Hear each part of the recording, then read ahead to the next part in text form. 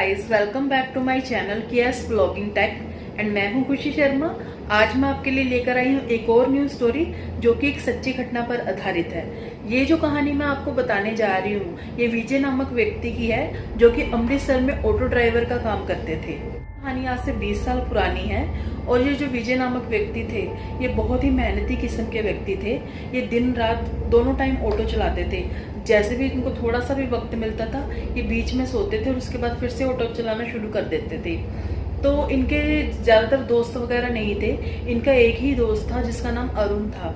उससे ही अपने दिल की सारी बातें शेयर करते थे और कोई भी बात होती थी उनको जरूर बताते थे। तो एक दिन क्या हुआ कि वो ऑटो चला रहे थे, रात का समय था और सड़क बहुत ही ज्यादा सुनसान थी। दूर दूर तक कोई दिख नहीं रहा था, लेकिन थोड़ी ही दूर जाने के बाद उन्हें वहां सड़क पे दो औरतें दिखी जो कि उन्हें अपनी तरफ बुला रही थी इशारा करके। उन्होंने सोचा कि इतनी रात को मुझे कौन बुला रहा है, मतलब ये औरतें यहाँ पे क्या कर रही हैं। फिर उन्होंने सोचा कि हो सकता है कि कहीं बाहर से आई होंगी, तो इन्होंने कहीं जाना होगा, तो ठीक है मैं इनसे जाके पूछ लेता हूँ कि कहाँ जाना है। इतने में वहाँ उन दोनों औरतों के पास गया और उन्होंने पूछा कि आपको कहाँ जाना है। तो औरतों ने अब जगह का नाम बताया कि हमें यहाँ जाना है, तो हमें यहाँ छोड़ दो। तो इतना कहते ही उन्होंने ऑटो में उनको बिठा लिया। थोड़ी ही दूर जाने के बाद वो औरतें ऑटो वाले से इधर उधर की बातें करने लगी और बातों बातों में अचानक ही एक औरत ने उसको ऑटो वाले को बोला कि भाई साहब जरा इस औरत के पैर तो देखिए, इसके पैरों को क्या हुआ है। तो जब ऑटो वाले ने पीछे मुड़ के देखा तो उसने देखा कि उस औरत के पाँव मुड़े हुए हैं। तो अचानक ही वो सोचने लग गया कि इसके पाँव मुड़े हुए हैं, तो ये कैसे हो सकता है। फिर उसको ध्यान में आया, उसको लगा कि हो सकता है इसको कोई बीमारी हो। तो इतने में ही जो औरत उसको बोल रही थी उसने उसके पैरों की तरफ ध्यान दिया, तो उसके पैर ऐसे थे जैसे किसी जानवर के खुर होते हैं, जैसे किसी घोड़े के, किसी कुत्ते के, जैसे नीचे गाय के, बैल के जैसे पैरों की जगह खुर लगे होते हैं ना, तो वैसे ही उस औरत के पैरों की जगह वहां खुर लगे हुए थे। तो वो देखकर एकदम से डर गया कि ये क्या है, ये क्या चीज है। तो फिर उसे जल्दी ही समझ आ गया कि ये लोग कोई साधारण औरतें नहीं है, ये जरूर भूतनी है। तो इतने में ही उन दोनों औरतों का चेहरा एकदम से बदल गया।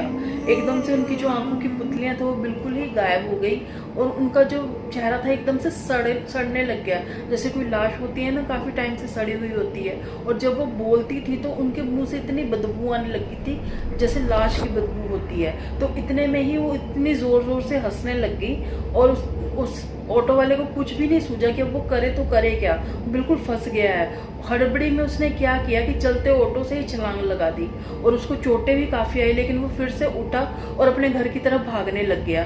तो उसने क्या देखा कि वो पीछे से उसको आवाज दे रही है, वो पीछे से कह रही है अरे रुको तो सही, एक बार हमारी तरफ पलट के देखो तो सही। लेकिन उसने बिल्कुल भी नहीं पलट के देखा, वो सीधा अपने दोस्त के घर भागा।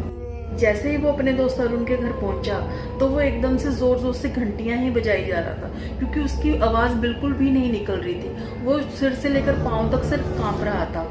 इतनी घंटियां बजाने के बाद जब उनके दोस्त ने दरवाजा खोला तो वो क्या देखते हैं कि वो बिल्कुल कांप रहा है, पसीना आया हुआ है ऊपर से लेकर नीचे तक। तो वो पूछने लगे कि भाई तू इतनी रात को कैसे क्यों आया और तुझे क्या हो गया, तू इतना कांप क्यों रहा है, ऐसा क्या हो गया। तो उसने पहले तो उसके मुंह से आवाज ही नहीं निकल रही थी। फिर जब उन्होंने उसको अंदर ले जाके पानी वगैरह पिलाया, थोड़ी देर बाद वो नॉर्मल हुआ।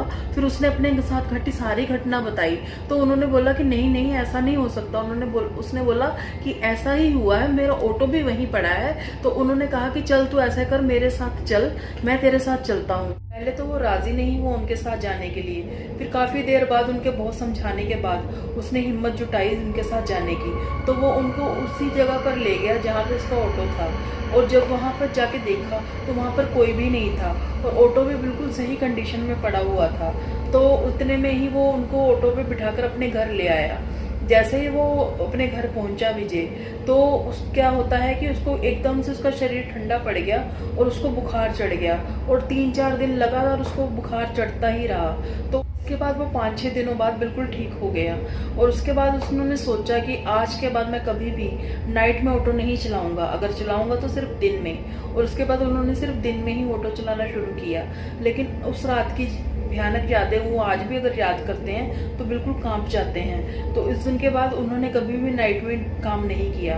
तो दोस्तों ये कहानी यहीं तक थी होप आपको ये स्टोरी पसंद आई होगी। अगर आपके पास भी ऐसी कोई कहानी है तो प्लीज़ मेरे इंस्टाग्राम लिंक पे मैसेज करके मुझे अपनी सारी स्टोरी लिख भेजिएगा, और इसका जो लिंक है मैं आपको डिस्क्रिप्शन में भेज रही हूँ। अगर मेरी वीडियो पसंद आई है, ये स्टोरी पसंद आई है, तो इस वीडियो को लाइक कीजिए, कमेंट कीजिए और चैनल को सब्सक्राइब कीजिए। तो मिलते हैं आपको नई वीडियो के साथ, तब तक के लिए good night, take care, bye bye.